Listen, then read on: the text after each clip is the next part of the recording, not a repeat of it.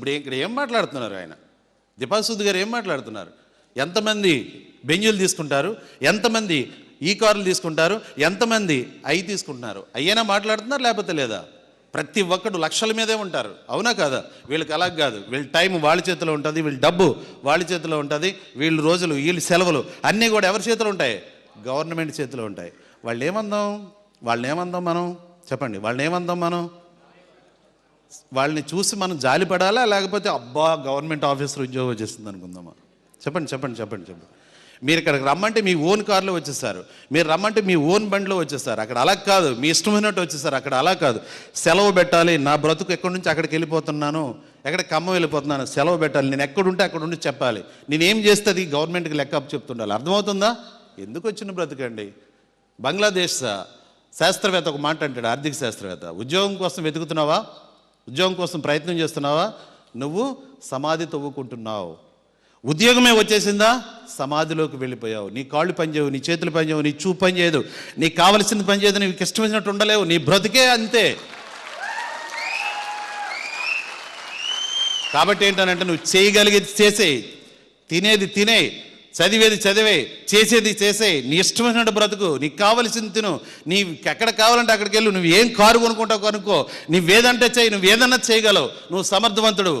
కాకపోతే ఒకటి, నువ్వు ఏ డ్రీము లేకుండా, ఏ పని లేకుండా ఏదో అలాగా బ్రతికేస్తాం, ఏదో చిన్న ఉద్యోగం 10,000 అలా బ్రతికేద్దాం అనుకుంటే మాత్రం దేశాన్ని ఉద్ధరించడానికి పనికిరావు.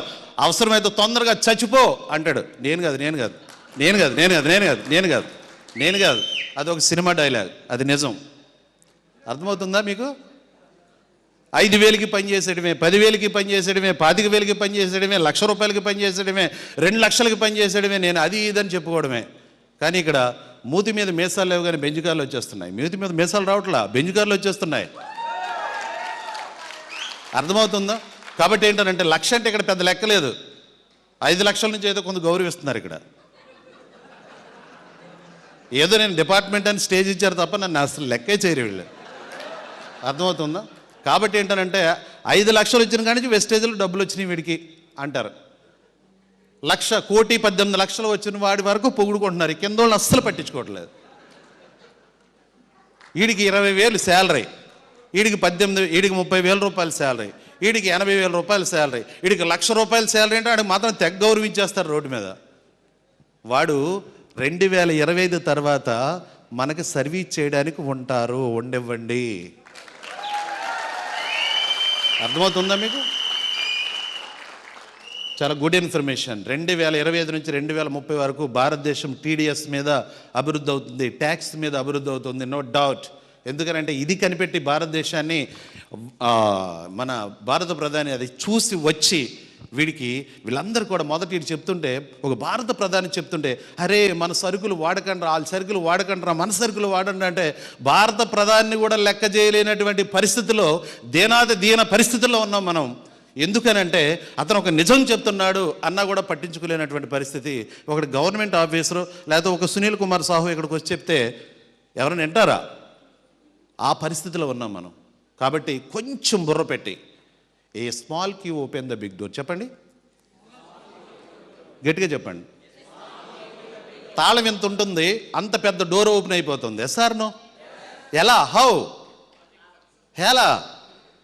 డబ్బులు సంపాదించాలంటే చిన్న తాళం ఉంది, అది మీకు కావాలా వద్దా? Are you ready? డబ్బులు సంపాదించాలంటే తాళం ఉండాలి. ఆ తాళం ఏంటనంటే నాలెడ్జ్, ఆ తాళం ఏంటనంటే కాన్ఫిడెన్స్, ఆ తాళం ఏంటనంటే టీం వర్క్, ఆ తాళం ఏంటనంటే నువ్వే. ఆ తాళం ఎవరో కాదు. కాకపోతే ఏంటనంటే తీయడం చేతగాక ఎక్కడ పడితే అక్కడ డబ్బులు ఉన్నాయి, నీ ఇష్టమైనట్టు పరిగెట్టేద్దామని చూస్తున్నావు. ఎక్కడ పడితే అక్కడ డబ్బులు లేవు. డబ్బులు ఉన్న చోటే డబ్బులు ఉన్నాయి తప్ప, అవి సంపాదించుకునేవాడే సంపాదించుకుంటున్నాడు తప్ప, తిరమ్మాల వాళ్ళందరూ చప్పట కొట్టడానికి పనికి వస్తున్నారు. ఏంటది? నువ్వు చప్పట్లు కొట్టే గుంపులో ఉంటావా, చప్పట్లు కొట్టించుకునే గుంపులో ఉంటావా? భూప్రపంచాన్ని పరిపాలించే వాళ్ళు 10%.